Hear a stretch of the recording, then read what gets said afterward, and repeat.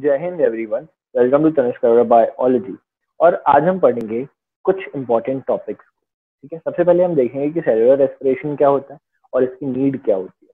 ठीक है ना। फिर हम देखेंगे steps involve in cellular respiration. फिर हम देखेंगे जो 4 स्टेप होते हैं टोटल सेलुलर रेस्पिरेशन में इन्वॉल्व, उनमें से जो एक स्टेप है दैट इज ग्लाइकोलिसिस, उसके बारे में पूरा का पूरा डिटेल में। ठीक है, तो चलिए शुरू करते हैं।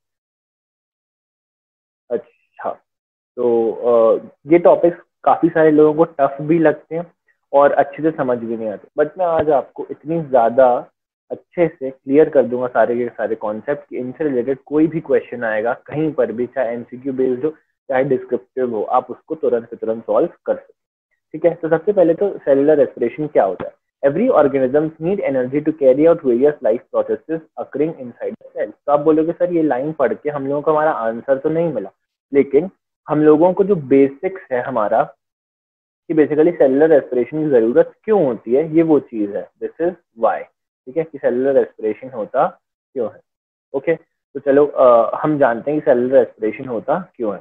तो बेसिकली हर एक ऑर्गेनिज्म को लगातार एनर्जी की नीड है, ताकि जो उसकी सेल के अंदर लाइफ प्रोसेसेस चल रही हैं, जैसे कि न्यूट्रिशन, ठीक है, जैसे कि रेस्पिरेशन, ठीक है, जैसे कि ग्रोथ, जैसे कि एक्सक्रीशन, ठीक है, और बाकी डाइजेशन, बाकी डिफरेंट डिफरेंट जितनी भी प्रोसेसेस चल रही है सब में एनर्जी यूटिलाइज होगी। और वो एनर्जी आएगी कहाँ से? वो आएगी सेलुलर रेस्पिरेशन के द्वारा। आप बोलोगे सर अभी तो आपने लाइफ प्रोसेसेस में एक लाइफ प्रोसेस का नाम बोला, दैट इज रेस्पिरेशन, और आप बोल रहे हो कि इससे ये एनर्जी निकल के आएगी, बट हम लोगों ने तो अभी देखा कि एनर्जी खर्च हो रही है ना, अभी बात की अपन ने।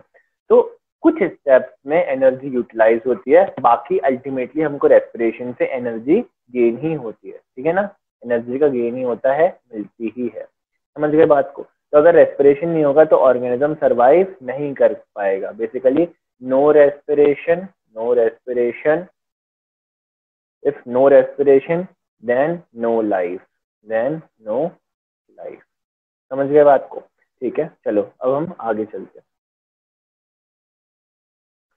और आगे चलते हैं। हाँ देखो, यहाँ पे है steps involve in cellular respiration. तो बेसिकली 4 स्टेप में होती है कंप्लीट प्रोसेस। ठीक है, 4 स्टेप्स में होती है। अगर हम एरोब्स की बात करें, एरोब्स की बात करें तो ये कंप्लीटली 4 स्टेप्स में होती है। ठीक है ना। एरोब्स कौन? क्योंकि ऑक्सीजन का यूज करते हैं। ठीक है, एनारोब्स कौन? क्योंकि ऑक्सीजन की एब्सेंस में रेस्पिरेशन करते हैं। चलो अभी देखते हैं। It involve 4 steps that are listed below. पहला स्टेप क्या है? ग्लाइकोलिसिस। क्या है? ग्लाइकोलिसिस। ठीक है, इसमें क्या होता है? In this step glucose is converted to pyruvate. आप अच्छे से जानते हो ग्लूकोज क्या है? C6H12O6। ठीक है, जो भी हम लोग फूड लेते हैं, ठीक है, अल्टीमेटली वो किस में कन्वर्ट हो जाता है? ग्लूकोज में। किसमें कन्वर्ट हो जाता है? ग्लूकोज में। और जो सेल है वो क्या करती है? इसी ग्लूकोज को यूज करती है। ठीक है ना, हाँ या ना? अच्छा, तो अब ये समझ गए। और ग्लूकोज काय में कन्वर्ट होने वाला है? पायरुवेट में। काय में कन्वर्ट होने वाला है? पायरुवेट में। ठीक है, इसके बाद जो दूसरा स्टेप होता है जिसको हम लिंक रिएक्शन के नाम से जानते हैं, इसको हम पायरुवेट डीकार्बोक्सिलेशन या फिर पायरुवेट ऑक्सीडेशन भी कहते हैं। ठीक है, इसमें क्या होता है? जो पायरुवेट है, जो हमने क्या करा था, देखो सबसे पहले स्टेप में ग्लाइकोलिसिस हुई तो क्या हुआ? ग्लूकोज से पायरुवेट बन गया। अब अगला स्टेप में जो पायरुवेट है वो किसमें कन्वर्ट हो जाएगा? एसिटाइल कोएंजाइम में। किसमें? एसिटाइल कोएंजाइम ए में। और इसमें जो एंजाइम यूज होता है by the enzyme complex pyruvate dehydrogenase. एक एंजाइम कॉम्प्लेक्स यूज होता है जिसका नाम क्या है? Pyruvate dehydrogenase. समझ रहे हो बात को? हाँ या ना? ठीक है ना। तो मुझे लगता है ये सारी चीजें आपको क्लियर हुई होंगी, है ना। ग्लाइकोलिसिस को आप ऐसे भी याद रख सकते हो कि आप इसको क्या बोल सकते हो? ग्लूकोलिसिस। क्या बोल सकते हो? ग्लूकोलिसिस। ठीक है, ग्लूकोलिसिस। ठीक है ना। बेसिकली ग्लूको मीन्स ग्लूकोज हो गया यहाँ पे। अच्छा, बेसिकली ग्लाइको का मतलब क्या होता है? शुगर। और यहाँ पे जो अपना शुगर है, एक ग्लूकोज भी एक तरीके का शुगर है ना, सिंपलेस्ट शुगर होता है। तो ग्लूकोलिसिस, और लिसिस का मतलब होता है ब्रेक डाउन। क्या होता है? Break down. तो यहाँ पे जो ग्लाइकोलिसिस है उसमें क्या हो रहा है? ब्रेक डाउन हो रहा है ग्लूकोज मॉलिक्यूल का, इसके अंदर पायरुवेट में। ठीक है, चलो आगे चलते हैं। 4 स्टेप्स में तो ये तो 2 है ना। अब आगे बाकी के देखते हैं। देखो ये आपका जो सेकंड स्टेप है उसी का एक्सप्लेनेशन भी है। ठीक है, बेसिकली इसकी रिएक्शन है ना। ये रिएक्शन कहीं पूछी नहीं जाएगी, बट आप इसको समझ लो तो ज्यादा अच्छा है ना। याद रखे रहोगे तो अच्छा कि पायरुवेट का मॉलिक्यूल था, ये किस में कन्वर्ट हो गया, एसिटाइल कोएंजाइम ए में, ठीक है ना। ये एंजाइम लगा हमको, ठीक है, ये कोएंजाइम एसिटाइल कोएंजाइम है, इसमें कौन सा ग्रुप रहता है, एसएच ग्रुप रहता है, ठीक है, थायो ग्रुप रहता है। और यही क्या होता है, ये वाला बॉन्ड ब्रेक डाउन हो जाता है और यहाँ पर ये पूरा का पूरा ओ निकल जाता है यहाँ से और लग जाता है एस लग जाता है ना। और यहाँ पे क्या लग जाता है, CO। समझ गए बात को। और क्या हो जाता है, -CO2, इसलिए इसको डीकार्बोक्सिलेशन में कह रहे थे। चलो आगे चलते हैं। इससे वैसे क्वेश्चन पूछा नहीं जाएगा बट मैंने आपको बता दिया। और इस रिएक्शन का नाम क्या है, लिंक रिएक्शन, ठीक है। अच्छा, अब इसका जो तीसरा स्टेप आता है वो होता है क्रैब साइकिल। क्या आता है, क्रैब साइकिल। इसको हम सिट्रिक एसिड साइकिल भी बोलते हैं या फिर TCA साइकिल भी बोलते हैं। TCA साइकिल का मतलब क्या है, tricarboxylic acid cycle, tricarboxylic acid cycle, ठीक है। ये क्या है, is a series of chemical reactions used by all aerobic organisms to release stored energy through the oxidation of acetyl coenzyme A derived from carbohydrate, fats and proteins, ठीक है। देखो मुद्दे की बात को समझो कि जो क्रैब साइकिल है वो कहाँ होती है, बेसिकली एरोब्स में देखने को मिलेगी। इससे ही जो एसिटाइल कोएंजाइम है ए है उसको कन्वर्ट कर दिया जाएगा, बेसिकली उसको क्या कर दिया जाएगा, ऑक्सीडाइज कर दिया जाएगा और उससे क्या ले ली जाएगी, पूरी की पूरी एनर्जी ले ली जाएगी, ठीक है। और यहाँ से एसिटाइल कोएंजाइम में कहाँ से मिला था, हम लोगों को कार्बोहाइड्रेट के ब्रेकडाउन से पायरुवेट बना था। देखो सिंपल, मैंने आपको तुम लोगों को बताया ना अभी अभी, अब जो भी खाते हो अल्टीमेटली वो किसमें कन्वर्ट होने वाला है, ग्लूकोज में। तो अल्टीमेटली हमको क्या मिलेगा, पायरुवेट। क्या मिलेगा, पायरुवेट, चाहे कार्बोहाइड्रेट का हो, चाहे फैट का हो, चाहे प्रोटीन का हो, ठीक है ना। बस स्टेप्स थोड़े से बदल जाते हैं। जैसे ग्लाइकोलिसिस जो ग्लूकोज है उसको एसिटाइल कोएंजाइम ए में कन्वर्ट होने में सबसे ज्यादा स्टेप्स से गुजरना पड़ता है, ठीक है ना। टोटल 10 स्टेप्स से गुजरना पड़ता है, जो कि हम लोग अभी 1 बाय 1 स्टडी करने वाले हैं। समझ रहे हो बात को। आज के बाद ग्लाइकोलिसिस का कोई भी क्वेश्चन होगा, आप देखते ही बस उसका आंसर टिक कर दोगे, या आप अपने से किसी छोटे या बड़े को समझाना चाहते हो ग्लाइकोलिसिस की प्रोसेस क्या होती है, तो आप उसको टोटली बहुत अच्छे से एक्सप्लेन कर दोगे, ठीक है। बस आप पूरे लेक्चर को ईमानदारी से सुनना और जैसा जैसा मैं आपको बता रहा हूँ उन सारी बातों पे ध्यान देना। और अगर आपका कोई भी डाउट हो तो आप उसको कमेंट करके पूछ भी सकते हो, ठीक है। कोई शर्माने और घबराने वाली बात नहीं है, घबराने वाली बात नहीं है, ठीक है। तो चलें आगे। समझ गए क्रैब साइकिल क्या होती है ना। क्रैब साइकिल में हम लोग इसको क्या बोलते हैं, इसके नाम है, 3 नाम है, 2 नाम है बेसिकली। कौन कौन से, क्रैब साइकिल, फिर सिट्रिक एसिड साइकिल और एक और है कौन सा, TCA, that is try carboxylic acid cycle, ठीक है। इसमें क्या होता है, ये सिर्फ एरोबिक ऑर्गेनिजम्स में होती है बेसिकली, जिनमें O2 का यूज होता है, ठीक है, O2 का। और वो क्या कर देंगे, रिलीज कर देंगे स्टोर्ड एनर्जी, किसमें थी, एसिटाइल कोएंजाइम में थी, उसका ऑक्सीडेशन कर देंगे बेसिकली, उसकी भी O2 के साथ रिएक्शन करा देंगे और ये क्या दे देंगे, कार्बोहाइड्रेट। मैं क्या बोल रहा हूँ, कार्बोहाइड्रेट, फैट या प्रोटीन जो भी खाओगे अल्टीमेटली उससे क्या बनेगा, एसिटाइल कोएंजाइम ए बनेगा और हमको क्या मिल जाएगी, एनर्जी मिल जाएगी। समझ गए। चलो आगे चलते हैं, ठीक है ना, आगे चलते हैं। फिर है इलेक्ट्रॉन ट्रांसपोर्ट सिस्टम। बेसिकली ये लास्ट स्टेप है, that is known as ETS या फिर electron transport system. It is the metabolic pathway through which the electron passes from one carrier to another। इसमें क्या होता है, एक कैरियर से दूसरे कैरियर तक, इलेक्ट्रॉन कैरियर तक हम लोग इलेक्ट्रॉन को पहुंचाते हैं। हम लोग क्या बताते हैं, मतलब सेल पहुंचाती है, ठीक है ना। समझ गए। बेसिकली एनर्जी डिराइव कर ली, उसको भेजने का, उसको अलग जगह ट्रांसपोर्ट करने का काम करता है ETS का, that was it is called as electron transport system, ठीक है। It is located in the inner mitochondrial membrane, ठीक है ना। ये इनर माइटोकॉन्ड्रियल मेम्ब्रेन में लोकेटेड होता है, ये भी हम लोग देखेंगे। बट आज जो हम लोग देखेंगे दैट इज ग्लाइकोलिसिस। तो चलिए स्टार्ट करते हैं ग्लाइकोलिसिस को। तो सबसे पहले ग्लाइकोलिसिस स्टार्ट करने से पहले मैं यहाँ पर 2 इंपॉर्टेंट टर्म्स को लेके आया हूँ। एक तो फॉस्फोराइलेशन है, इसके बाद हम देखेंगे ऑक्सीडेटिव फॉस्फोराइलेशन। तो अच्छा, आप बोलोगे सर इसको समझना क्यों जरूरी है। तो बहुत बार बच्चे कंफ्यूज रहते हैं, कुछ टीचर्स भी कंफ्यूज रहते हैं कि बेसिकली फॉस्फोराइलेशन क्या होता है, समझ रहे हो। और जिसके बाद नेक्स्ट वाली चीज मैंने आपसे कही कि वो दैट इज ऑक्सीडेटिव फॉस्फोराइलेशन, तो वो क्या होता है। तो दोनों में बहुत ही बारीक सा फर्क है, हम लोग चलो उनको समझ लेते हैं ताकि हम लोगों को आगे दिक्कत ना हो। देखो phosphorylation, it is the addition of phosphate group derive from ATP to a molecule. देखो जो हमारा ATP है, जो ATP है इसका फुल फॉर्म क्या होता है, एडिनोसाइन, A फॉर एडिनोसिन, है ना, T फॉर ट्राई और P फॉर फॉस्फेट, ट्राइफॉस्फेट। तो जो हमारा ATP है, ठीक है, उसके पास कितने फॉस्फेट ग्रुप है यहाँ पर, 3। जब आप इसमें से एक फॉस्फेट ग्रुप को ले लोगे, एक फॉस्फेट ग्रुप को ले लोगे, बचेंगे 2, तो ये बन जाएगा वैसे ADP बन जाएगा, ठीक है, ADP बन जाएगा। यहाँ पे आपको दिख रहा है कि ब्लैक पे नहीं दिख रहा, तो मैं एक सेकंड यहाँ पे करता हूँ, एक सेकंड।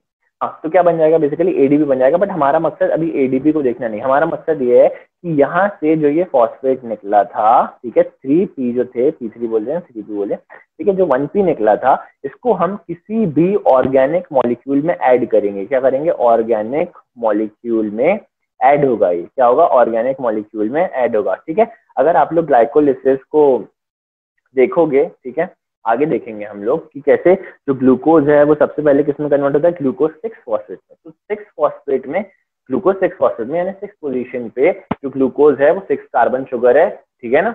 तो बेसिकली उसकी 6 पोजीशन पे हम लोग क्या ऐड करेंगे, फॉस्फेट ऐड करेंगे। तो जो फॉस्फेट ऐड हो रहा है, ग्लूकोज एक ऑर्गेनिक मॉलिक्यूल है, बिल्कुल है, ठीक है, उसमें जो फॉस्फेट ऐड हो रहा है वो कहाँ से हो रहा है, एटीपी से आ रहा है। एटीपी में 3 फॉस्फेट से, एक फॉस्फेट कहाँ जाएगा, ग्लूकोज के पास जाएगा, और ग्लूकोज से क्या हो जाएगा, ग्लूकोज 6 फॉस्फेट, समझ गए। ऐसे ही आगे जाके फ्रक्टोज 1,2-फॉस्फेट बनता है, बट हमारा अभी टारगेट वो नहीं है, हम लोग बस ये समझ रहे हैं कि फॉस्फोराइलेशन होता क्या है, ठीक है। और जब हमने ग्लूकोज की बात की, ग्लूकोज से ग्लूकोज 6 फॉस्फेट बना, तो इट्स एग्जाम्पल ऑफ फॉस्फोराइलेशन कि आपने एटीपी से जो एक फॉस्फोरस निकला था, ठीक है, वो कहाँ चला गया, एक ऑर्गेनिक मॉलिक्यूल से जाकर लग गया, समझ गए, ठीक है। चलो आगे चलते हैं। आगे यहाँ पे जो और करके डेफिनेशन लिखी है, ठीक है, वो थोड़ी सी डिटेल में है, सिंपल है, देखो पढ़ लेते हैं उसको भी एक बार, ठीक है। A biochemical process that involves the addition of phosphate to an organic compound, ठीक है। Example include the addition of phosphate to glucose to produce glucose monophosphate, ठीक है। ग्लूकोज मोनोफॉस्फेट मीन्स बेसिकली एक फॉस्फेट प्रेजेंट है यहाँ पर, है ना, और अपन उसको ग्लूकोज 6 फॉस्फेट बोलेंगे। And the addition of phosphate to adenosine diphosphate, ठीक है। अगर एडीपी से एटीपी बन रहा है, समझ रहे हो मेरी बात, adenosine diphosphate to adenosine triphosphate, समझ गए, तो भी ये क्या होता है, दैट इज फॉस्फोराइलेशन। लेकिन ये एक अलग तरीके का फॉस्फोराइलेशन हो जाता है, that is oxidative phosphorylation, that is oxidative phosphorylation. देखो यहाँ पर देखो, what is oxidative phosphorylation? It is the metabolic pathway in which cells use enzymes to oxidize nutrients, thereby releasing the chemical energy of molecular oxygen, which is used to produce adenosine triphosphate. Basically यहाँ पर क्या होता है, जो adenosine triphosphate का है, यानी ADP से एटीपी का जो बनना है, एडीपी से एटीपी का जो बनना है, इसमें आपको ऑक्सीजन लगेगी, ठीक है ना। लेकिन अगर आप ग्लूकोज पे फॉस्फेट लगाना चाहते हो तो आपको ऑक्सीजन नहीं लगेगी, जिसमें ऑक्सीजन लग रही है that is called as oxidative phosphorylation. वो फॉस्फोराइलेशन नहीं है, लेकिन इस स्टेप में क्या इन्वॉल्व होगी, O2 इन्वॉल्व होगी, समझ गए। यहाँ पे एनर्जी बन रही है, और हम लोग जब नॉर्मल फॉस्फोराइलेशन की बात कर रहे हैं तो वो क्या हो रहा है, बेसिकली एटीपी टूट रहा है, एनर्जी क्या हो रही है, जा रही है, समझ रहे हो मेरी बात को, हाँ है ना। मेरे ख्याल से दोनों कॉन्सेप्ट आपको क्लियर हो गए होंगे, ठीक है। चलो अब यहाँ से ग्लाइकोलिसिस का ओवरव्यू देखते हैं, फिर हम लोग एक एक स्टेप को डिटेल में डिस्कस करेंगे। ये हमारी ग्लाइकोलिसिस की साइकिल है पूरी की पूरी, ठीक है ना। और हम लोग इसको क्या बोलते हैं, एक सेकंड स्क्रीन शेयर, हाँ ठीक है। तो इसको हम लोग क्या बोलते हैं, इसको हम लोग क्या बोलते हैं, ग्लाइकोलिसिस तो बोलते हैं। साथ में इसको 3 साइंटिस्टों ने बताया था, उनके नाम पर भी इसका नाम दिया गया है, दैट इज ईएमपी। क्या दिया गया है इसका नाम, ईएमपी साइकिल, ठीक है ना, समझ गए बात को, ठीक है ना। ईएमपी, इसको हम ईएमपी साइकिल है, ईएमपी पाथवे भी बोलते हैं, ठीक है।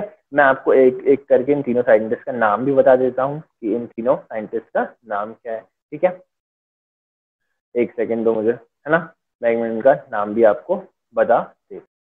तो यार इन तीनों साइंटिस्ट के नाम कुछ इस तरीके से, ठीक है ना, एम्बिडेन, मेयरहॉफ, पेरनस, ठीक है, पेरनास होता है, ठीक है, ये मेयरहॉफ और ये एम्बिडेन। तो इन तीनों ने ग्लाइकोलिसिस के बारे में बताया था, that's why it is also called as EMP pathway, इसको ईएमपी पाथवे भी बोलते हैं,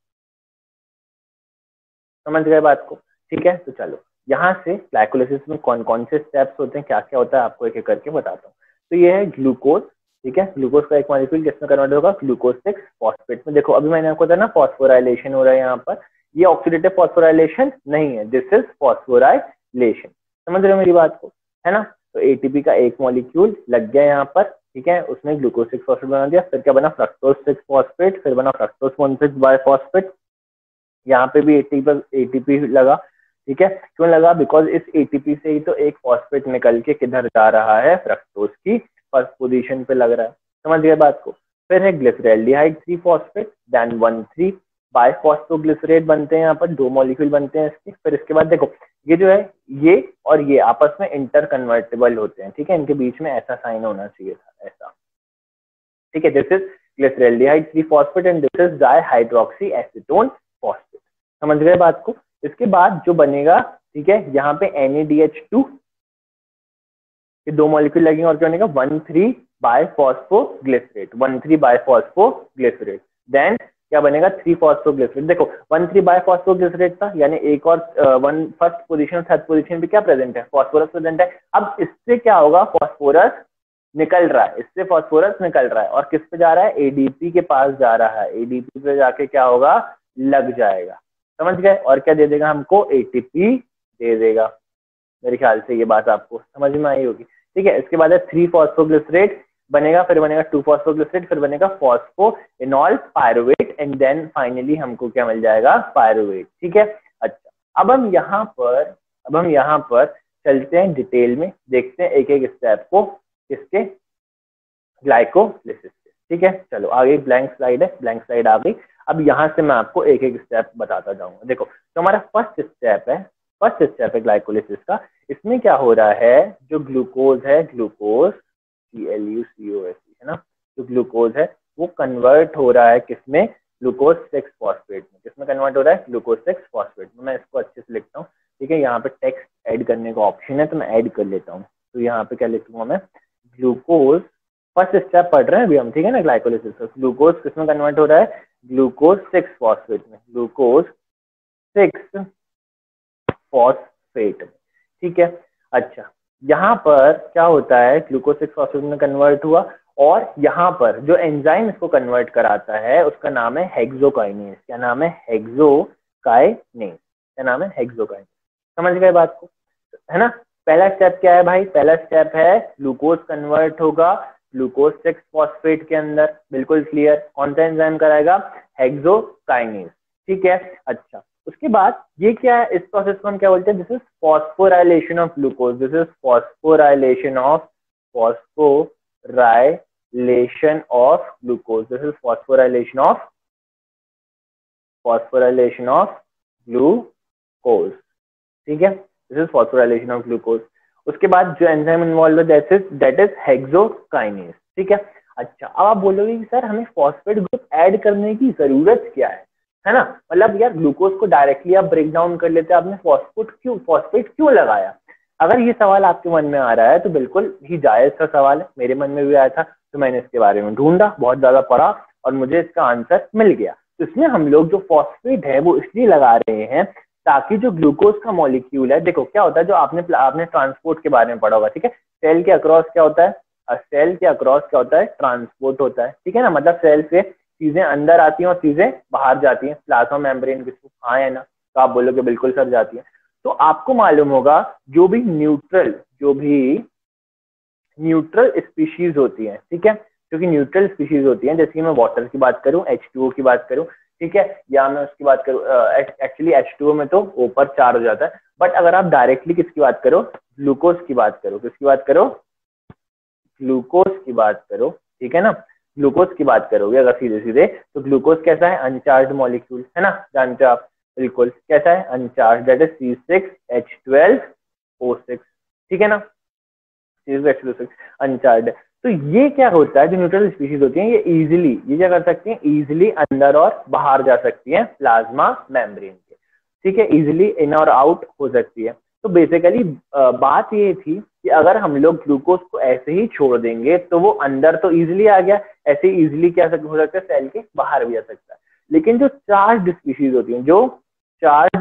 होती हैं वो इजिली सेल के अंदर और बाहर नहीं जा पाती, इजिली नहीं जा पाती। समझ रहे हो मेरी बात को। तो इसीलिए हम लोगों ने क्या करा, ग्लूकोज पे फॉस्फेट लगा दिया, ठीक है। फॉस्फेट पे कैसा होता है, माइनस चार्ज होता है, फॉस्फेट ग्रुप पे कैसा चार्ज होता है, माइनस साइन, माइनस चार्ज होता है। तो बेसिकली अब जो ग्लूकोज है वो कैसा हो गया, नेगेटिवली चार्ज, कैसा हो गया, नेगेटिवली चार्ज। तो अब क्या ये इजीली जा सकता है, आप खुद बताओ, मेम्ब्रेन से बाहर डिफ्यूज कर सकता है क्या सेल के बाहर, तो आंसर है नहीं। समझ गए मेरी बात को। तो क्यों लगाना पड़ा ग्लूकोज पे फॉस्फेट, ताकि वो सबसे पहले तो ग्लूकोज का जो मॉलिक्यूल है वो सेल से एस्केप ना कर जाए, ठीक है, अगर बाहर चला गया तो एनर्जी निकालोगे किससे, हाँ या ना, समझ गए बात को, ठीक है। चलो ये भी आपको क्लियर हुआ होगा। तो आप लोग मेनली क्या बात कर रहे थे कि ग्लूकोज जो है वो किस में कन्वर्ट हो रहा है, पहले स्टेप में ग्लूकोज 6 फॉस्फेट में कन्वर्ट हो रहा है, ठीक है। और किस एंजाइम की प्रेजेंस में हो रहा है, हेक्सोकाइनेज की प्रेजेंस में हो रहा है, ठीक है। आप बोलोगे सर हेक्सोकाइनेज नाम याद रखना मुश्किल है, तो अब मैं आपको एक चीज बताता हूँ। अपनी जो आपको मालूम भी है जो ग्लूकोज का फॉर्मूला है Fe6H12O6, दैट मीन्स 6 कार्बन। और अपन लोग जानते हैं अपन 1 के लिए क्या यूज करते हैं, मैथ यूज करते हैं, ठीक है ना। 2 के लिए क्या यूज करते हैं अपन, इथ यूज करते हैं, ऑर्गेनिक केमिस्ट्री की बात कर रहा हूँ, ठीक है, इथ यूज करते हैं। ऐसे ही अपन 3 के लिए प्रॉप, 4 के लिए ब्यूट, और 5 के लिए 5 के लिए क्या करते हैं अपन, पेंट, है ना। और 6 के लिए क्या यूज करते हैं, हेक्स। तो खुद देखो यहाँ पर जो मॉलिक्यूल लिया गया है दैट इज 6 कार्बन कंटेनिंग, तो जो हमको एंजाइम यूज करना होगा वो भी तो ऐसा होना चाहिए जो 6 कार्बन पे एक्ट कर सके। तो यहाँ पे क्या लिया अपन ने, हेक्सो। उसके बाद बोलोगे sir kinase, kinase sir, kinase kinase kinase sir कहीं सुना है, that is kinetic energy, basically kinet. Kinet आप लोगों ने काइनेटिक जहां भी वर्ड सुना हो, काइनेटिक का मतलब होता है मूवमेंट। क्या मतलब होता है, मूवमेंट। Kinetic means movement. जहां भी काइनेज या काइनेटिक वर्ड की बात होगी यहाँ पे क्या होगा, मूवमेंट होगा। अब आप सोचोगे सर यहाँ किस चीज का मूवमेंट हो रहा है, तो भाई हो रहा है, देखो मैंने आपको बताया था फॉस्फोरिलेशन में क्या होता है, एटीपी से एडीपी बनता है, बेसिकली एक फॉस्फेट ग्रुप निकलता है। तो यहाँ से एटीपी से एक फॉस्फेट ग्रुप का मूवमेंट हो रहा है ग्लूकोज की तरफ, समझ गए। तो इसलिए ग्लूकोज से क्या बन गया भाई साहब, ग्लूकोज 6 फॉस्फेट, समझ गए, याद हो गया, हाँ या ना, है ना, सिंपल है कितना।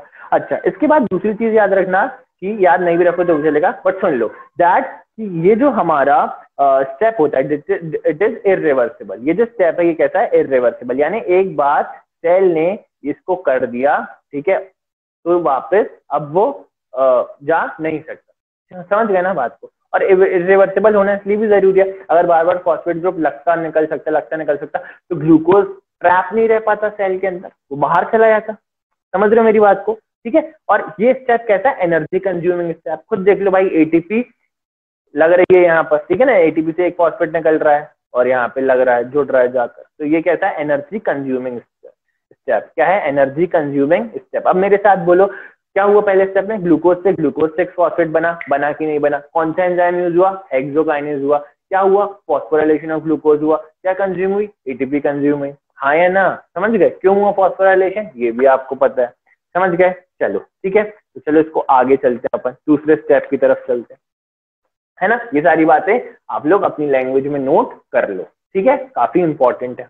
चलो अब मैं लिखने वाला हूँ यहाँ पर दूसरा स्टेप, ठीक है। अब दूसरे स्टेप में क्या होता है, दैट इज स्टेप नंबर 2, ठीक है, दैट इज स्टेप नंबर 2। इसमें क्या होता है, ग्लूकोज 6 फॉस्फेट, अभी अभी तो बना अपन ने, ग्लूकोज से ग्लूकोज 6 फॉस्फेट बनाया हेक्सोकाइनेज की मदद से, क्यों बनाया सब जानते हो आप, ठीक है। अब हम क्या करने वाले हैं, यहाँ से ग्लूकोज 6 फॉस्फेट, ग्लूकोज 6 फॉस्फेट से ग्लूकोज 6 फॉस्फेट से क्या बनाएंगे हम, फ्रक्टोज 6 फॉस्फेट। ग्लूकोज 6 फॉस्फेट से क्या बनाएंगे, फ्रक्टोज 6 फॉस्फेट, फ्रक्टोज 6 फॉस्फेट, ठीक है, समझ गए।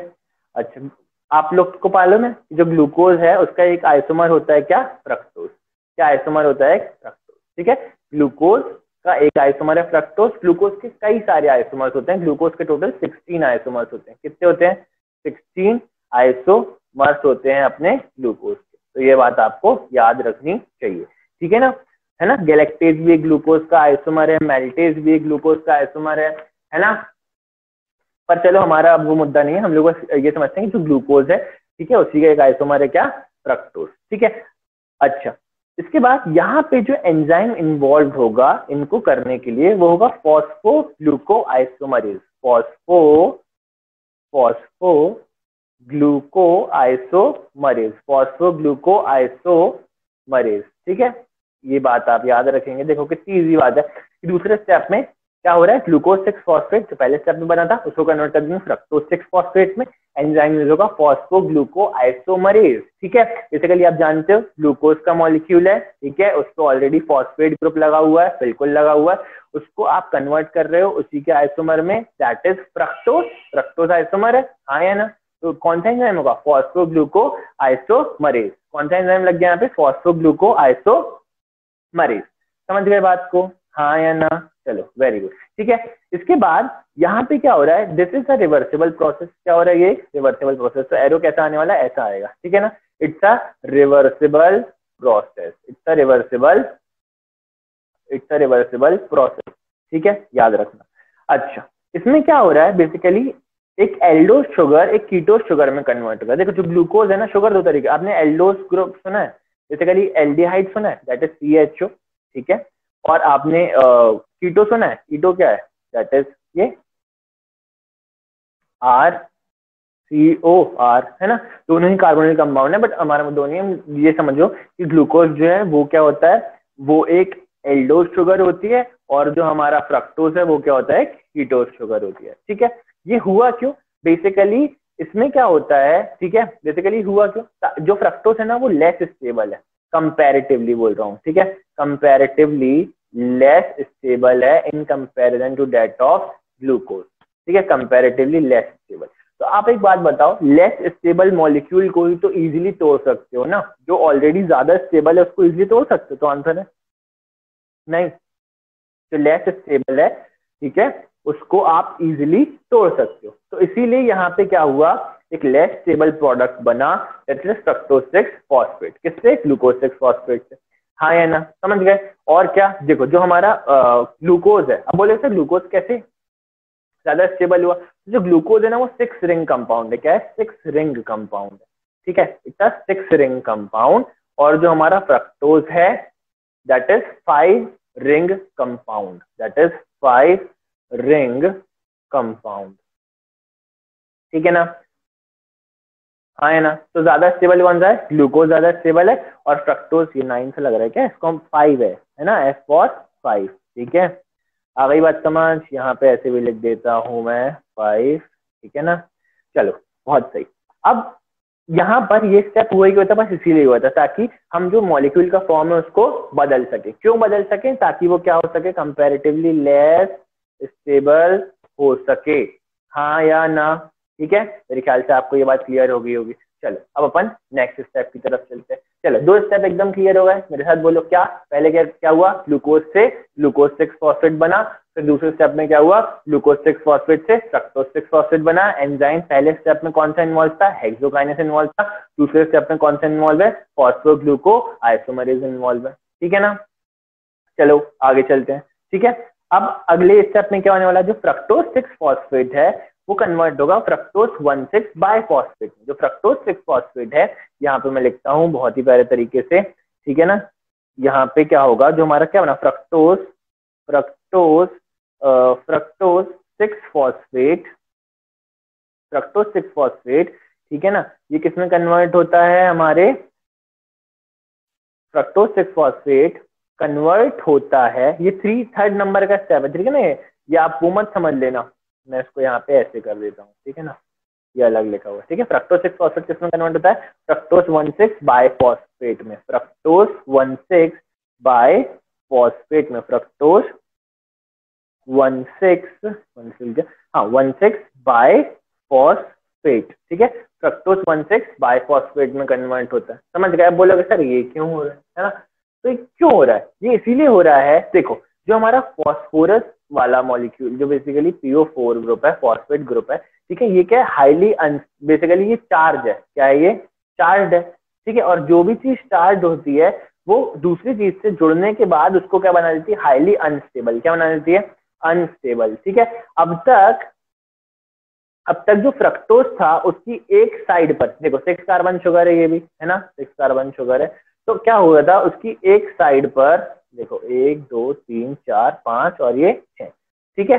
अच्छा बेसिकली 6 है ना, और इसके पहले क्या होता है, एक साइड पर लगा हुआ था फॉस्फोरस ग्रुप, ठीक है। अब क्या हुआ, अपन ने फॉस्फेट ग्रुप एक साइड लगा हुआ था, फॉस्फेट ग्रुप एक साइड लगा हुआ था, ठीक है। अब क्या हुआ, फॉस्फेट ग्रुप दोनों साइड लग गया, जिसके कारण ये बहुत ज्यादा अनस्टेबल हो गया, और ये क्या होगा, ताकि बीच से टूट सके। अगले स्टेप में आप देखोगे splitting of fructose 1,6 bi phosphate, समझ गए बात को, ठीक है। इसका मेन काम क्या है, बेसिकली ताकि हम क्या कर सके, यहाँ पर इसको अगले स्टेप में इजीली स्प्लिट करा सके, तो इसलिए इसको और ज्यादा क्या बनाए, अनस्टेबल बनाए। तो अनस्टेबल बनाने के लिए क्या करें, दो नेगेटिवली चार्ज सेंटर्स इसके ऐड कर दें। एक तो था ही ऑलरेडी, 6 पोजीशन पे था ही ऑलरेडी, ठीक है। आपने फर्स्ट पे भी क्या कर दिया, ऐड कर दिया। बेसिकली फर्स्ट पे होगा, आपने 6 पे बैठ, समझ रहे हो ना बात को समझो, समझ गए, हाँ है ना, है ना, मेरे ख्याल से समझ गए होगे, ठीक है, बहुत सही। अब यहाँ पे जो एंजाइम इन्वॉल्व होगा, यहाँ पे जो एंजाइम इन्वॉल्व होगा, ठीक है, वो कौन सा होता है, वो होता है फॉस्फोफ्रक्टोकाइनेज। वो क्या होता है, फॉस्फोफ्रक्टोकाइनेज, ठीक है ना, समझ गए बात को, फॉस्फोफ्रक्टोकाइनेज। फिर मतलब समझ गए ना क्यों काइनेज वाला एंजाइम यूज करा भाई, क्योंकि मूव कराना था। किससे मूव कराना था, एटीपी से एक फास्फोरस मूव कराना था फ्रक्टोज की तरफ। तो क्या बनेगा, एडीपी बनेगा, और एक फास्फोरस कहाँ लग गया भाई साहब, इसके पास लग गया। समझ गए मेरी बात को, हाँ है ना। तो एटीपी से गया है फास्फोरस, मतलब क्या हुई, एनर्जी खर्च, मतलब क्या हुई, एनर्जी कंज्यूम। तो ये स्टेप भी कैसा है, एनर्जी कंज्यूमिंग स्टेप है। ये स्टेप भी कैसा है, एनर्जी कंज्यूमिंग स्टेप। समझ गए बात को, कौन सा एंजाइम इन्वॉल्व है, फॉस्फोफ्रक्टोकाइनेज। काइनेज इन्वॉल्व है, मतलब पक्का ही क्या हो रहा है, मूवमेंट हो रहा है, और देखा भी हमने, हाँ या ना, ठीक है। कोई डाउट, मेरे ख्याल से बिल्कुल डाउट नहीं होगा। एंजाइम का नाम ही सब बता रहा है यार, phosphofructokinase. Why phosphofructokinase, phosphorus group is added to fructose and kinase because it is added from ATP, है ना। एटीपी से मूव कराया एक हमने फॉस्फेट को किसकी तरफ, फ्रक्टोज 6 फॉस्फेट की तरफ। तो क्या बना, फ्रक्टोज 1,6 बायफॉस्फेट बना। समझ गए बात को, ठीक है। ये स्टेप भी कैसी होती है, इरिवर्सिबल होती है, हाँ या ना, बिल्कुल क्लियर मेरे ख्याल से, बिल्कुल क्लियर, ठीक है ना। कोई डाउट, मेरे ख्याल से बिल्कुल डाउट नहीं होगा, ठीक है। चलो आगे चलते हैं, कोई डाउट हो तो आप कमेंट सेक्शन में पूछ भी सकते हो, ठीक है, हाँ है ना। फोर्थ स्टेप की तरफ चले, चलो चलते हैं, ठीक है ना, चलो चलते हैं, चलो बहुत ही ज्यादा क्लियर हो चुका है। चलो now let's move on to fourth step. चलो एक बार रिवीजन करने अपन फर्स्ट से थर्ड स्टेप तक का जो भी बनेगा। तो पहले में क्या हो रहा था भाई, ग्लूकोज कन्वर्ट हो रहा था ग्लूकोज 6 फॉस्फेट में, ग्लूकोज कन्वर्ट हो रहा था ग्लूकोज 6 फॉस्फेट में, हाँ या ना, बहुत सही आपने बोला, बिल्कुल। फिर सेकंड स्टेप में क्या, अच्छा एंजाइम कौन सा इन्वॉल्व था बता दो भाई, हेक्सोकाइनेज। क्या इन्वॉल्व था, हेक्सोकाइनेज, ठीक है ना। क्या खर्च हो रही थी भाई यहाँ पे, एटीपी खर्च हो रही थी, बिकॉज एटीपी से ही तो एक फॉस्फोरस का ग्रुप निकल के यहाँ पर लग रहा था। तो एटीपी से क्या बना यहाँ पे, एडीपी, एडेनोसिन ट्राइफॉस्फेट से क्या बन गया भाई साहब, एडेनोसिन डाइफॉस्फेट। फिर ग्लूकोज 6 फॉस्फेट यहाँ पे, हाँ लिख देता हूँ, चलो ग्लूकोज 6 फॉस्फेट से, ग्लूकोज 6 फॉस्फेट से क्या बना भाई यहाँ पे, अपना दूसरे स्टेप में फ्रक्टोज 6 फॉस्फेट। क्या बना, फ्रक्टोज 6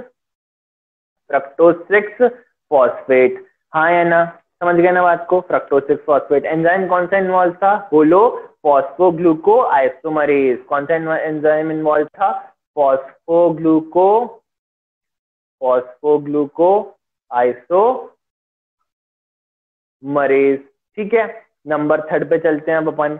नंबर थर्ड में क्या हो रहा था, फ्रक्टोज 6 फॉस्फेट कन्वर्ट हो रहा है फ्रक्टोज 1,6 बायफॉस्फेट में, ठीक है ना। फ्रक्टोज 6 फॉस्फेट कन्वर्ट हो रहा है फ्रक्टोज 1,6 बायफॉस्फेट में, ठीक है ना। फ्रक्टोज 1,6 बायफॉस्फेट में, हाँ है ना। कौन सा एंजाइम इन्वॉल्व होगा बता दो फटाफट, है ना, कौन सा इन्वॉल्व था, दैट इज फॉस्फोफ्रक्टोकाइनेज। क्या इन्वॉल्व था, फॉस्फोफ्रक्टोकाइनेज, ठीक है। साथ साथ में नोट भी कर रहे होगे मेरे ख्याल से तो आप लोग, है ना, फॉस्फोफ्रक्टोकाइनेज, ठीक है। समझ गए बात को, बहुत ही शानदार। चलो अब अपन चलते हैं अगले दिन। और आप लोग को मालूम है, देखो यहाँ पे एटीपी खर्च हुई, यहाँ पे भी होगी, बिकॉज अपन मूव करा रहे हैं एटीपी से एक फॉस्फेट ग्रुप को, हाँ है ना, किसकी तरफ, फ्रक्टोज की तरफ, ठीक है भाई। तो क्या ना, फ्रक्टोज 1,6 बायफॉस्फेट। चलो आगे चलते हैं। Now let's move on to the step number 4। What is step number 4? Step number 4 में मैंने अभी बताया स्प्लिटिंग ऑफ होगा, चलो आपको नहीं भी आता तो ऑप्शन देखो, फ्रक्टोज 1,6 बाइफॉस्फेट कन्वर्ट होगा to molecule of glyceraldehyde 3 phosphate में। ठीक है, यहाँ पे क्या होने वाला है, यहाँ पे होगी स्प्लिटिंग। क्या होगा, ये है स्प्लिटिंग। ठीक है ना, यहाँ पे लिखते हैं भाई स्टेप नंबर 4। इसमें क्या होगा, SPLITTING, splitting of fructose FR है ना, फ्रक्टोज 1,6, ठीक है ना, fructose 1,6 bi phosphate to fructose 1,6 bi phosphate two molecule of, थोड़ा इसको मैं ऐसे एक लाइन में कर लेता हूँ है ना, two molecules of glyceraldehyde 3 phosphate of glyceraldehyde glyceraldehyde 3 phosphate. समझ गए मेरी बात को, हाँ या ना? ठीक है ना। अब देखो खुद मालूम, देखो ना अपने आप कैसे बने 2 मॉलिक्यूल ग्लिसरैल्डिहाइड 3 फॉस्फेट। सिंपल है, देखो 6 कार्बन की ये था अपना, अभी भी 6 कार्बन की रिंग थी, रिंग 6 कार्बन नहीं थी, बस 6 कार्बन शुगर है, 1 2 3 4 5 है ना, 6। ठीक है, एक तरफ फॉस्फेट ग्रुप लगा हुआ था, दूसरी तरफ फॉस्फेट ग्रुप लगा हुआ था। ठीक है, ये 1 है, ये 6 है। जैसे ही तुमने क्या करा, इसको बीच से तोड़ दिया, वैसे ही ये 2 मॉलिक्यूल बन गए ग्लिसरैल्डिहाइड 3 फॉस्फेट के। दोनों ही जगह देखो 3 नंबर प्रेजेंट हो जाएगा, ये 1 2 3। ठीक है, ये भी 1 2 3। समझ गए, बहुत ही बेहतरीन। ठीक है, अच्छा यहाँ पे जो एंजाइम इन्वॉल्व होगा उसका नाम क्या है, एल्डोज। क्या नाम है इसका, एल्डोज। क्या नाम है, एल्डोज बोलेगा, इसका नाम है एल्डोलेज। क्या नाम है, एल्डोलेज। हाँ है ना, समझ गए ना, चलो बहुत सही। Enzyme involve, it is called as aldolase. ठीक है, बेसिकली इसमें क्या होता है, splitting of fructose 1,6 biphosphate to 2 molecules of glyceraldehyde 3 phosphate। ठीक है, एंजाइम इन्वॉल्व इज, यहाँ पे मैं लिख दूं enzyme involve is aldolase. Enzyme involved is aldolase. Got it, चलो वेरी गुड। चलो तो यहाँ पे मैं एक बार पूरी पूरी रिएक्शन लिख देता हूं और अच्छे से, कि यहाँ से फ्रक्टोज 1,6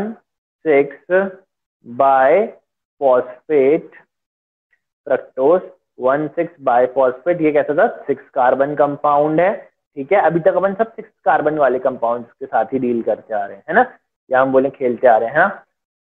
और ये बन गया 2-3 कार्बन कंपाउंड, 2-3 कार्बन के मॉलिक्यूल बन जाएंगे ना यार, 6 को तोड़ दो, सिंपल, तो 2 बराबर बांट रहे हो। ठीक है, तो क्या बना, ग्लिसरैल्डिहाइड 3 फॉस्फेट। क्या बना, ग्लिसरैल्डिहाइड 3 फॉस्फेट, ग्लिसरैल्डिहाइड 3 फॉस्फेट। ठीक है, ये लिखा है 3 कार्बन कंपाउंड है ये, और ये क्या है, 6 कार्बन कंपाउंड है। समझ गए, चलो आगे चले, चलो आगे चलते हैं। ठीक है ना, तो 5th स्टेप में क्या होता है, ग्लिसरैल्डिहाइड 3 फॉस्फेट कन्वर्ट हो जाता है डाईहाइड्रोक्सी एसीटोन फॉस्फेट में। ठीक है, और इसमें जो एंजाइम यूज होता है वो कौन सा होता है, वो होता है ट्रायोज फॉस्फेट आइसोमरेज। ठीक है, यहाँ मैं लिख देता हूँ, क्या होता है, triose phosphate isomerase, triose phosphate isomerase. ठीक है ना, ट्रायोज खुद याद रखो, देखो ट्रायोज है बिकॉज यहाँ पे 3 कार्बन शुगर है ना, 3 कार्बन मॉलिक्यूल है ना, कि अपना जो लास्ट स्टेप था उसमें जो फ्रक्टोज का मॉलिक्यूल था है ना, 1,6 बाइफॉस्फेट 1,6 फ्रक्टोज 1,6 बाइफॉस्फेट था, वो 2 मॉलिक्यूल में स्प्लिट हो गया ग्लिसरैल्डिहाइड 3 फॉस्फेट। क्या ग्लिसरैल्डिहाइड 3 फॉस्फेट इंटर कन्वर्टेबल है किसमें, हमारा डाईहाइड्रोक्सी एसीटोन फॉस्फेट में। तो यहाँ पे 3 कार्बन शुगर है, उसको कन्वर्ट करना है, उस बेसिकली उस पे काम होना है, उसका आइसोमर फॉर्म हो रहा है। तो इसीलिए triose means 3 carbon sugar phosphate. ठीक है ना, यहाँ पे फॉस्फेट ग्रुप इन्वॉल्व है, और यहाँ पे आइसोमरेज बिकॉज इसका आइसोमर फॉर्म हो रहा है। समझ गए बात को, ये इतनी इजी सी रिएक्शन है। ठीक है, चलो नंबर 6 स्टेप पे चलते हैं। नंबर 6 स्टेप देख लेते हैं ग्लाइकोलिसिस का क्या होता है। नंबर 6 स्टेप में सॉरी क्या होता है, ग्लिसरैल्डिहाइड 3 फॉस्फेट, क्या ग्लिसरैल्डिहाइड 3 फॉस्फेट कन्वर्ट किया जाता है 1,3 बाय फॉस्फोग्लिसरेट में, ठीक है ना। ग्लिसरैल्डिहाइड यहाँ पे मैं अच्छे से लिख देता हूँ, एक सेकंड यहाँ पे, हाँ, ग्लिसरैल्डिहाइड ग्लिसरैल्डिहाइड 3 फॉस्फेट, ग्लिसरैल्डिहाइड 3 फॉस्फेट कन्वर्ट किया जाएगा किसके अंदर, ग्लिसरैल्डिहाइड 3 फॉस्फेट कन्वर्ट किया जाएगा 1,3 बाय फॉस्फोग्लिसरेट में, 1,3 बाय फॉस्फोग्लिसरेट, ठीक है ना, 1,3 बाय फॉस्फोग्लिसरेट। समझ गए बात को, हाँ है ना, ठीक है ना। ग्लिसरैल्डिहाइड 3 फॉस्फेट कन्वर्ट किया जाता है 1,3 बाय फॉस्फोग्लिसरेट में। कौन सा एंजाइम इन्वॉल्व होता है भाई, इसमें होता है ग्लिसरैल्डिहाइड 3 फॉस्फो डिहाइड्रोजनेज, ठीक है ना। ग्लिसरैल्डिहाइड इसमें जो एंजाइम इन्वॉल्व होता है वो मैं यहाँ लिख देता हूँ, एंजाइम इनवॉल्व्ड, यानी इस रिएक्शन को कराने वाला एंजाइम कौन सा है, तो वो है, अभी आपने नाम सुना उसका, वो है ग्लिसरैल्डिहाइड 3 फॉस्फेट डिहाइड्रोजनेज। लिख दूं यहाँ पे, ग्लिसरैल्डिहाइड 3 फॉस्फेट डिहाइड्रोजनेज, डिहाइड्रोजनेज, ठीक है, जिनेज। समझ गए बात को, ग्लिसरैल्डिहाइड 3 फॉस्फेट डिहाइड्रोजनेज, ठीक है ना। कोई डाउट, मेरे ख्याल से बिल्कुल भी डाउट नहीं होगा, ठीक है ना। ग्लिसरैल्डिहाइड 3 फॉस्फेट 1,3 बाय फॉस्फोग्लिसरेट में कन्वर्ट हुआ, कौन से एंजाइम की मदद से, ग्लिसरैल्डिहाइड 3 फॉस्फेट की मदद से, ठीक है ना। अरे यहाँ पे ई नहीं लगाया मैंने, देखो लगा देता हूँ, एक सेकेंड, एक मिनट, एक सेकेंड, GLYCERALDEH, ठीक है ना, ग्लिसरैल्डिहाइड, ये एंजाइम इन्वॉल्व होता है। समझ गए बात को, ठीक है। इसमें क्या होता है, जो इलेक्ट्रॉन है उसको ट्रांसफर किया जाता है NAD plus, basically NAD plus को इलेक्ट्रॉन दिया जाता है, ठीक है। तो यहाँ पे क्या बनता है, यहाँ पे बनता है NAD प्लस, और साथ में क्या ऐड हो रहा है, यहाँ पर फॉस्फेट ग्रुप ऐड हो रहा है, बेसिकली बना नहीं, ये यहाँ पर आया है, ठीक है। बनेगा क्या यहाँ से NADH, समझ गए बात को, यहाँ पे क्या बना, NADH बना, और जहां पे फॉस्फोरस लगेगा वहां से अपने को एक H निकालना पड़ेगा, तो वो H किसके फॉर्म में बाहर आता है, H प्लस के फॉर्म में, किसके फॉर्म में बाहर आता है, H प्लस के फॉर्म में बाहर आता है, ठीक है। इसको मैं अच्छे से लिख दूं, एक मिनट अंडू कर देता हूं, हाँ, तो यहां से H प्लस लिख दूं, तो बेसिकली ये स्टेप इन्वॉल्व होता है यहाँ पर, ठीक है ना, कि ग्लिसरैल्डिहाइड 3 फॉस्फेट कन्वर्ट हुआ 1,3 बाय फॉस्फोग्लिसरेट में, एंजाइम लगा ग्लिसरैल्डिहाइड 3 फॉस्फेट डिहाइड्रोजनेज, बिल्कुल सही बात, ठीक है। और क्या लगा यहाँ पर, बेसिकली हुआ क्या, एक हाइड्रोजन जो था वहां से बाहर हो गया, ठीक है, समझ गए, एक हाइड्रोजन वहां से बाहर हो गया, साथ में एक हाइड्रोजन इसको भी दे दिया गया, समझ गए, NAD प्लस को भी दे दिया गया, तो क्या बन गया, NADH बन गया, ठीक है ना, NADH बन गया। समझ गए बात को, हाँ या ना, मेरे ख्याल से समझ गए होंगे, ठीक है ना। इसमें क्या हुआ, इलेक्ट्रॉन ट्रांसफर किया गया है ना, टू NAD प्लस, वो किस में कन्वर्ट हो गया, NADH में कन्वर्ट हो गया, हाँ या ना, ठीक है ना। और फिर क्या हुआ, NAD प्लस क्या है, एक इलेक्ट्रॉन एक्सेप्टर, याद रखना, जो NAD प्लस है वो क्या है, इलेक्ट्रॉन एक्सेप्टर, अभी तो एक्सेप्ट कर पा रहा है ना, इट इज इलेक्ट्रॉन एक्सेप्टर, ठीक है। और ये जो फॉर्म हुआ है ना, ये एक एनर्जी का मॉलिक्यूल हुआ है, NADH इज अ एनर्जी का मॉलिक्यूल, ठीक है। तो इसमें एनर्जी बनी है, समझ गए बात को, हाँ या ना, ठीक है। चलो वेरी गुड, आगे बढ़ जाते हैं, ठीक है ना। चलो अगले स्टेप में क्या होता है देखते हैं, एंजाइम कौन सा, अब डिहाइड्रोजनेस क्यों, देखो ना, इससे एक हाइड्रोजन क्या हो रहा है, रिमूव हो रहा है, समझ गए, दैट्स वाई, ठीक है। चलो नेक्स्ट स्टेप पे चलते हैं, ठीक है ना। इसमें क्या होगा, 1,3 बाय फॉस्फोग्लिसरेट किसी चीज में कन्वर्ट हो रहा होगा, है ना, नेक्स्ट कंपाउंड में कन्वर्ट हो रहा होगा, तो वो किस में कन्वर्ट हो रहा है, वो कन्वर्ट हो रहा है 3 फॉस्फोग्लिसरेट में, किस में कन्वर्ट हो रहा है, 3 फॉस्फोग्लिसरेट में, ठीक है।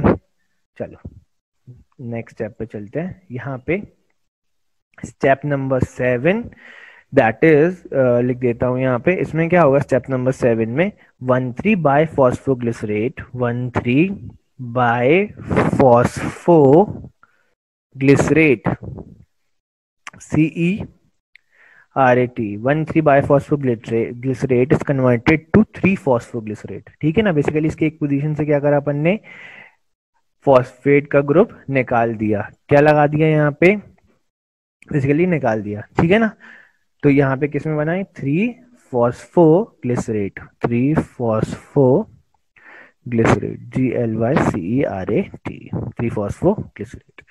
ठीक है, हाँ है ना। अब एंजाइम पूछोगे सर एंजाइम क्या लगा यहाँ पर, तो यहाँ पर एंजाइम लगा कौन सा, हाँ एंजाइम लगा फॉस्फोग्लिसरेट काइनेज। कौन सा लगा यहाँ पे, फॉस्फोग्लिसरेट काइनेज, यहाँ पे मैं लिख देता हूँ। ठीक है ना, enzyme involved is involved enzyme involved is phosphoglycerate kinase, phosphoglycerate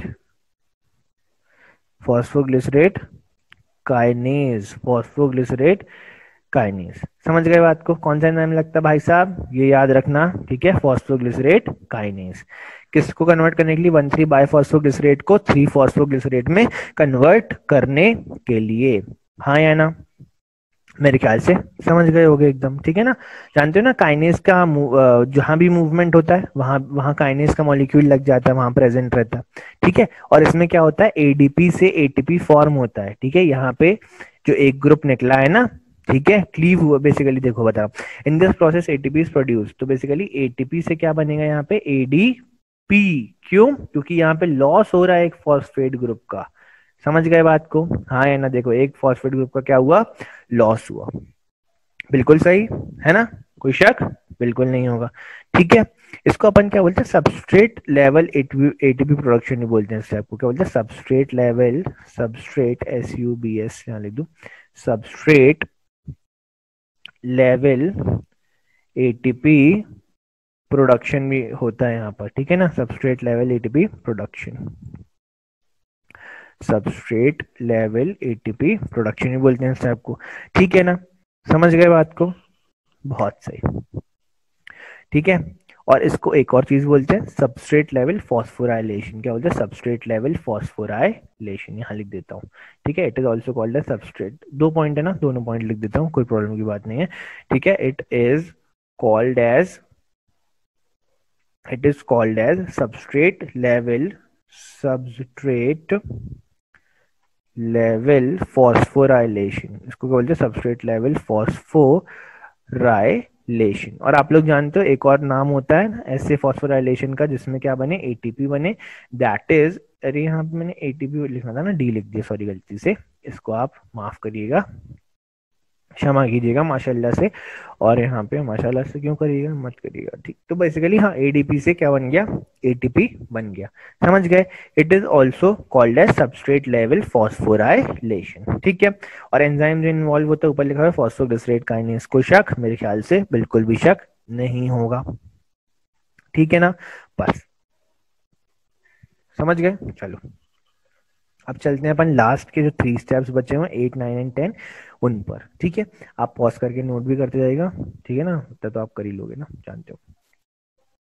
इसमें क्या होगा, नंबर 8 के स्टेप में आप बोलोगे हाँ सर नंबर 7 में जो प्रोडक्ट बना था उसका कहीं और कन्वर्जन हो रहा हो किसी और चीज में, हाँ तो बिल्कुल सही हो आप। क्या है यहाँ पे, 3-फॉस्फोग्लिसरेट, क्या है, 3-फॉस्फोग्लिसरेट, GLYCERAT, 3-फॉस्फो ग्लिसरेट। ठीक है, ये इंटर कन्वर्टेबल होता है किसके अंदर, 2-फॉस्फोग्लिसरेट में। किसमें, 2-फॉस्फोग्लिसरेट। बेसिकली यहाँ पे क्या हो रहा है, बस फॉस्फेट ग्रुप की क्या हो रही है, पोजीशन चेंज हो रही है, यहाँ पे सिंपली रीअरेंजमेंट हो रहा है। ठीक है ना, 3 नंबर का फॉस्फेट ग्रुप कहाँ जा रहा है, 2 नंबर पे, क्या होगा, 2-फॉस्फोग्लिसरेट, 2-फॉस्फोग्लिसरेट। समझ गए, बेसिकली क्या है, रीअरेंजमेंट। क्या है यहाँ पर, रीअरेंजमेंट। क्या हो रहा है यहाँ पे, सिंपली रीअरेंजमेंट हो रहा है। ठीक है ना, कोई प्रॉब्लम की बात नहीं है। हाँ सर आपकी राइटिंग से बड़ी कोई प्रॉब्लम की बात नहीं है, माफ करना, मेरी राइटिंग बहुत ही ज्यादा खूबसूरत है माशाल्लाह से, उसको अवार्ड भी मिलने वाला था पर मैंने लेने से मना कर दिया यार। ठीक है ना, you know I am golden heart. तो ठीक है, बहुत ही गंदा जोक, पर कोई बात नहीं। एंजाइम इन्वॉल्व इज, हाँ पहले क्या बोलना था मुझे कि यहाँ पे ये रीअरेंजमेंट हो रहा है, यहाँ पे क्या हो रहा है, रीअरेंजमेंट हो रहा है यहाँ पर, rearrangement of phosphate group. Basically जो फॉस्फेट ग्रुप है, phosphate group, rearrangement of phosphate group from first position to, sorry, from third position to second, third to second. कहां जा रहा है भाई साहब? थर्ड पोजीशन से सेकंड पोजीशन पे जा रहा है। ठीक है, कोई डाउट? मेरे ख्याल से तो नहीं हुआ यार। समझ गए ना? ठीक है, दूसरा दूसरा पॉइंट क्या याद रखने का भाई, इसमें बहुत इंपॉर्टेंट पॉइंट है, मद्देनजर रखते हुए याद रखिए इसको। क्या है इसमें? जो एंजाइम इन्वॉल्व होता है, क्या होता है? जो एंजाइम इन्वॉल्व होता है, एंजाइम इन्वॉल्व इज, कौन सा एंजाइम इन्वॉल्व होता है?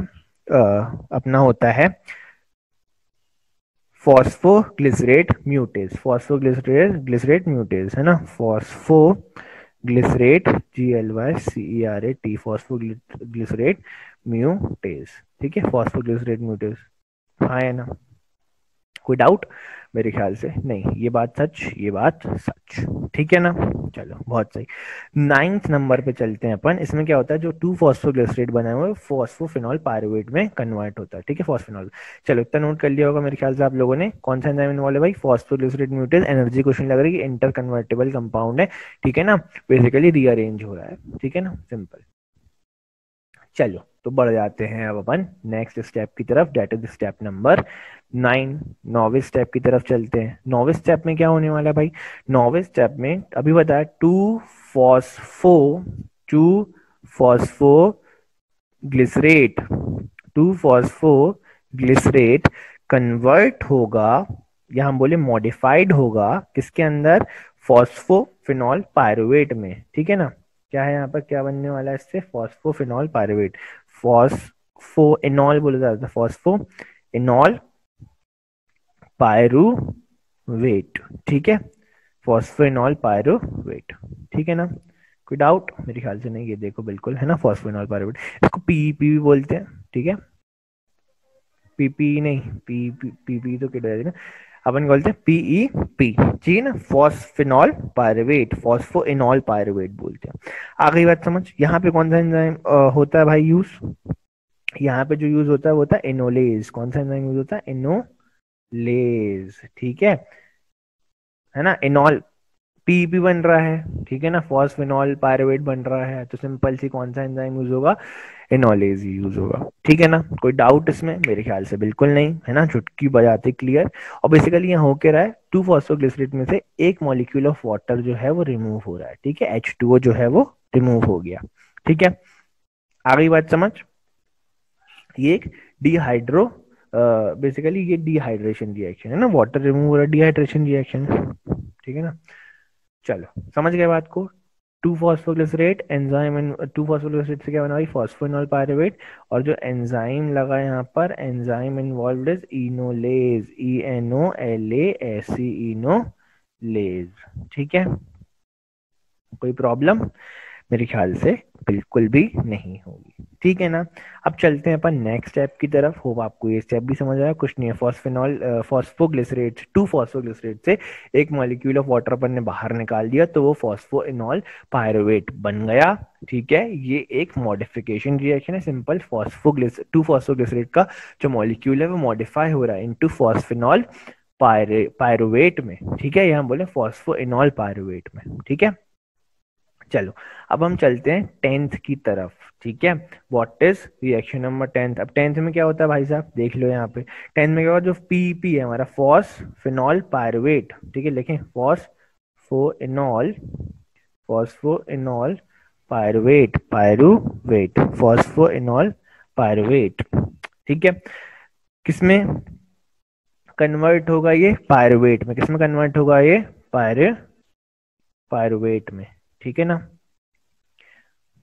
पायरुवेट में। ठीक है, फॉस्फिनॉल पायरुवेट किसमें कन्वर्ट होगा?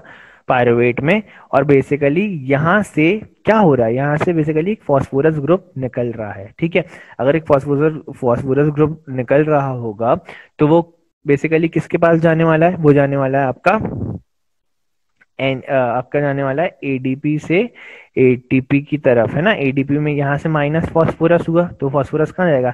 एडीपी से अरे एडीपी से बोल रहा हूँ, बेसिकली एडीपी में ऐड हो जाएगा, एक पी ऐड होगा, ये वाला जो निकला है बेसिकली इससे निकला है, तो इसमें क्या हुआ, वो ऐड हो गया। बेसिकली क्या होता है, ऐसे कहीं भी फॉस्फेट निकलता है ना, तो प्रेफरेंसेस होता है कि एडीपी वहां पे पहुंच जाए, ठीक है, क्या लेने के लिए, फॉस्फेट लेने के लिए, ताकि वो ताकि वो कन्वर्ट होकर क्या बना सके, एटीपी, क्या बना सके, एटीपी, एडेनोसिन डाई फॉस्फेट से क्या बन सके, एडेनोसिन ट्राइफॉस्फेट।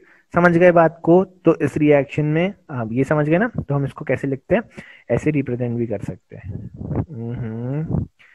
कोई बात नहीं, ठीक है ना। अरे अरे अरे अरे, हाँ चलो सही है, ठीक है। बेसिकली कैसे पहले हाँ यही कर लेते पहले। हे भगवान, हे दाता, मुझे थोड़ी सद्बुद्धि दो, वैसे है मेरे पास काफी सारी, ठीक है। पायरू वेट, ठीक है ना यार, फॉस्फेनॉल पायरुवेट से क्या बन गया, पायरुवेट बन गया। समझ गए बात को? और इस प्रोसेस में जो एडीपी था वो एटीपी में कन्वर्ट हुआ, मतलब यहाँ पे क्या प्रोड्यूस हुआ, यहाँ पे एनर्जी प्रोड्यूस हुई, यहाँ पे एनर्जी प्रोड्यूस हुई। समझ गए? ठीक है। यहाँ पे जो एंजाइम इन्वॉल्व था वो क्या था, pyruvate kinase, enzyme involve is pyruvate kinase, ऊपर लिख दूं पायरुवेट, PYRUVAT, पायरुवेट काइनेज। अरे वाह, वाह भाई वाह, कुछ आया ही नहीं, अपन ने सोचा लिख दिया, यहाँ लिख देता हूँ। क्या था अपना, पायरुवेट काइनेज, पायरुवेट काइनेज, ठीक है ना, पायरुवेट काइनेज। समझ गए? ये देखो, ये एंजाइम इन्वॉल्व था, एंजाइम इन्वॉल्व कौन सा है अपना, VOL, इन्वॉल्व है ना, सही स्पेलिंग लिख दूं मैं, INVOLVD, enzyme involve is pyruvate kinase. ठीक है ना, बेसिकली मूवमेंट हो रहा है भाई साहब, यहाँ पे फॉस्फोरस ग्रुप का मूवमेंट हो रहा है, ठीक है। कहाँ पे मूवमेंट हो रहा है, अपने फॉस्फेनॉल पायरुवेट से एटीपी की तरफ, एडीपी में हो रहा है ना, तो क्या बन रहा है, एटीपी बन रहा है। समझ गए बात को? एक बहुत ही बेसिक सवाल कि जो ग्लाइकोलिसिस है वो अकर कहाँ होती है, तो वो होती है साइटोप्लाज्म में। कहाँ अकर होती है भैया, साइटोप्लाज्म में, ठीक है ना। ग्लाइकोलिसिस अकर इन साइटोप्लाज्म, यहाँ पे मैं लिख देता हूँ, यहाँ पे मैं लिख देता हूँ क्लियर ऑल, ठीक है ना। Glycolysis occur in cytoplasm, glycolysis occur in, glycolysis occur in cytoplasm, CYTOPLASM, ठीक है ना, साइटोप्लाज्म, कोशिका की तरफ। चलो समझ गए ना बात को? तो बेसिकली इतनी ही प्रोसेस थी ग्लाइकोलिसिस। अब अपन लोग जल्दी मैं आपको लेक्चर अपलोड कर दूंगा अगली प्रोसेस का, ठीक है, जो कि कौन सा, देखो उसका अगली बार तो अपन ने पढ़ लिया है, लिंक रिएक्शन बोलते हैं जिसको, उसको अपन ने यहीं पर देख लिया है। बट जो इससे अगली है क्रैब साइकिल, या जिसको हम टीसके साइकिल बोलते हैं, वो नेक्स्ट लेक्चर में आएगी। और कोशिश करूंगा कि उसी में मैं इलेक्ट्रॉन ट्रांसपोर्ट सिस्टम भी आपका कवर कर दूं, ठीक है। लेक्चर्स मेरे थोड़े लंबे होते हैं यार, क्योंकि मैं एक एक कॉन्सेप्ट को बारीकी से समझाना चाहता हूँ, और काफी चीजों को मैं रिपीट भी करता हूँ ताकि आप लोगों को यहीं पे याद हो जाए, ठीक है। तो यार ठीक है, अगर कोई भी और डाउट हो किसी भी टॉपिक में, तो आप इस वीडियो के नीचे कमेंट कर सकते हैं। अगर आपको इसी टॉपिक में डाउट हो तो आप मुझसे वो भी पूछ सकते हैं, ठीक है ना। जो भी डाउट हो वो आप नीचे कमेंट करके पूछ सकते हो, ठीक है। तो यार बाय बाय, टेक केयर, और मेहनत करते रहो, और बस मिलेंगे अपन नेक्स्ट क्लास में।